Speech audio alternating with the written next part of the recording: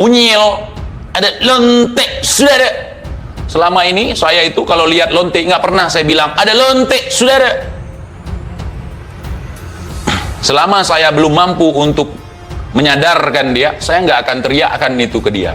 Saya tidak akan mengklaim, karena kalau saya ingin dia menjadi orang baik-baik, saya harus mengajak dia, saya harus ngomong sama dia, saya harus mensyiarkan ke dia. Kalau saya belum mensyiarkan ke dia, ngapain saya teriak-teriak?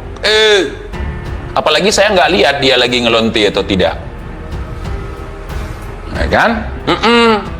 Maka dari itu, saudara, ketika saya melihat orang-orang ngaku cucu Nabi pakai sorban, ya kan, dulu saya pikir gini, yang pakai sorban nggak semuanya Muslim, saya pikir orang-orang India tuh yang dari Sikh gitu pakai sorban juga gitu kan. Saya pikir semua yang bersorban itu bukan Muslim gitu.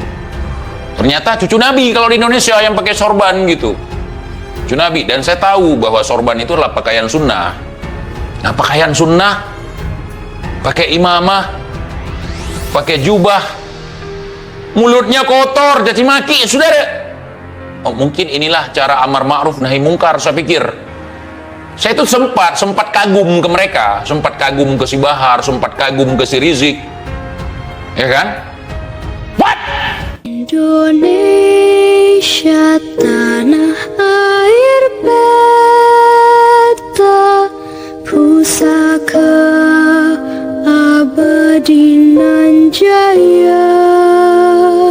Sungguhnya ketika engkau memperingatkan seseorang di depan umum, dan itu bukanlah memperingatkan dia, tapi mempermalukan dia. Nah, ini orang kok suka kali mempermalukan orang lain gitu.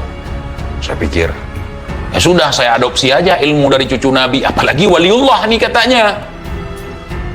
Yang ngomong saudaranya gitu. Masya Allah, Rizik Syihab itu adalah waliullah. Ente jangan sembarangan nama dia, ente kualat. Nah, di saat dia bilang ente kualat, di situ saya semangat mau ngerosting dia.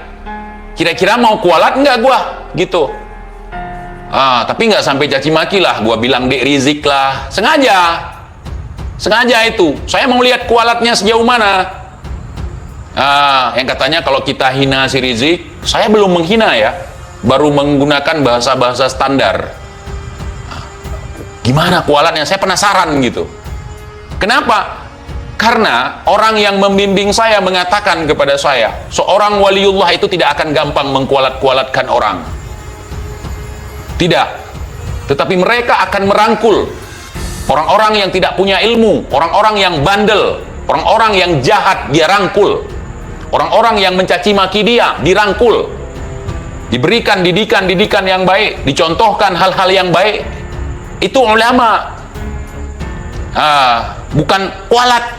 Kalau kritik saya kualat, kalau bahas saya kualat.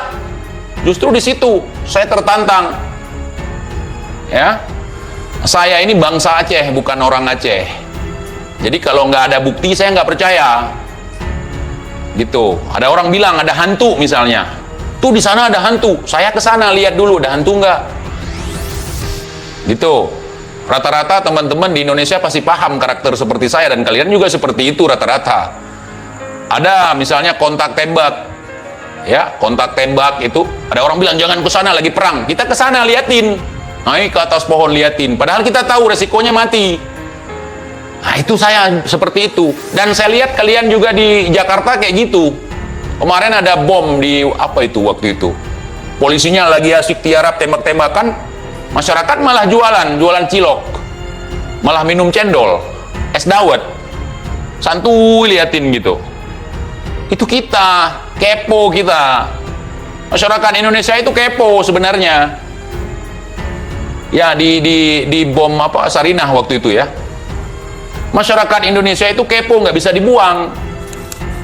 Seharusnya kepo itulah yang mendidik otak kita menjadi cerdas. Orang yang banyak bertanya seharusnya banyak tahu.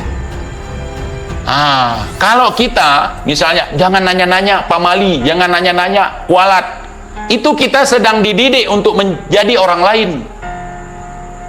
Masyarakat Indonesia itu kepo.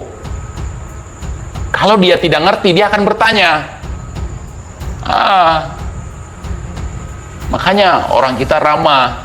Assalamualaikum, Pak, Bu, lagi ngapain, Bu? Padahal udah tahu lagi ngejemur pakaian, masih nanya. Itu basa-basi namanya ya? Iya. Numpang nanya, Bu, boleh? Kita udah nanya, masih nanya boleh? Padahal numpang nanya boleh, itu udah nanya. Nah, Bu, numpang nanya boleh, Bu? Itu udah nanya. Nah, kita orang Indonesia kan begitu. Tolong Pak, rumahnya si waliullah yang namanya Rijik mana, Bu? Oh, sana, lewat sana, belok sana. Ah. Oh, kalau belok sana nanti di situ. Ah, di situ. Ya. Rumahnya di situ. Padahal udah jelas dijelaskan. Masih kita tanya. Takut nyasar. Jadi orang-orang sekarang kalau kita banyak nanya dibilang bodoh. Betul tidak?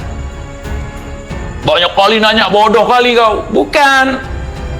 Orang yang banyak nanya nggak ingin nanti silap, nggak ingin nanti kepleset, nggak ingin nanti salah, pinginnya pas gitu. Kandang kebo, kalau kita bilang dia belajar di kandang onta, kira-kira marah nggak? Marah. Sudah ada pasukan keputihan datang ke rumah kalian, ke rumah saya nggak berani. Mana nih pasukan keputihan yang mau datangi TIJ? Diusir sama kepala desa ya?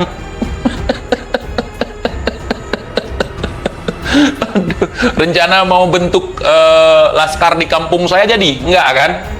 Enggak mau. Kalaupun ada itu cuman sisa-sisa konveksi. Itu bisa kita tangani. Kalaupun ada yang mau gabung sama kalian di kampung TIJ, itu pun limbah konveksi. Paling cuma 2 orang kalau di kampung saya. TIJ mengatakan, makanya nggak heran, orang-orang gila pun sekarang jadi wali. Ada 3 hal kalau kita ketemu orang gila yang terlintas di pikiran kita.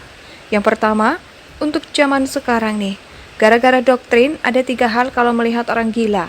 Pertama, kalian akan berpikir kalau itu waliullah. Nggak apa-apa untuk berhusnuzon, tapi jangan aneh-aneh.